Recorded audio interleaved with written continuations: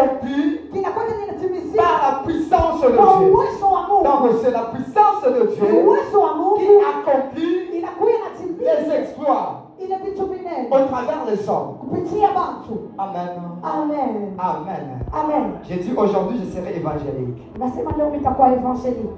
Comment faire les exploits avec Dieu? Tutafanya vitu vinene na Pour Mungu. faire les exploits avec Dieu, Kufanya vitu vinene na il faut Mungu. d'abord premièrement Inapaswa mbele ya kwanza placer Dieu en première place. kumweka Mungu kumbele. Placer Dieu au centre de tout. Kumweka Mungu katikati ya Parce que si yote. Dieu est au centre de Kama tout, Mungu anatoka katikati ya c'est yote, possible de faire des exploits avec inawezekana lui. kufanya vinene na Parce que Mungu. si Dieu n'est pas avec Kama toi, Mungu ashina na c'est wewe, impossible de haiwezekani faire des exploits kufanya avec Dieu. vinene na Mungu. Alors pour faire des exploits avec Kufanya Dieu, vinene na il Mungu, faut d'abord vivre inapasa kuishi, dans une, il faut vivre dans une inapasa kuishi, profonde relation avec Dieu. kuishi mu relation Parce ya que si nguvu tu na es dans une profonde relation avec Dieu, relation ya nguvu na c'est Mungu, possible de inawezekana parler avec les maladies usumburie na et les magonjwa maladies na entendent. magonjwa C'est nchini. possible Inawezekana de parler avec les paralytiques usumburie et les paralytiques sautent de joie. luke na furaha. Pourquoi? Juu ya nini? Parce que tu as Dieu en toi. Unakuwa na Mungu La ndani Bible mwako. déclare, Biblia ce inatangaza n'est pas nous qui agissons, haina shida mais tunakwambia c'est Dieu qui agit en nous. inakuwa ni Mungu anatenda Donc ndani Dieu, il yetu. est capable Wakati Mungu anakuwa na d'agir en nous kutenda ndani si nous mwetu, avons Dieu en nous. kama tunakuwa na Mungu Alors,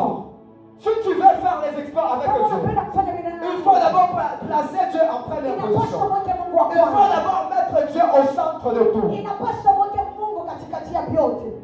Si Dieu Kama Mungu, ne prend pas la deuxième place, kama Mungu ashibebe, Dieu ne prend jamais Mungu ashibebaki la deuxième place. basi ya pili. Si tu vois quelqu'un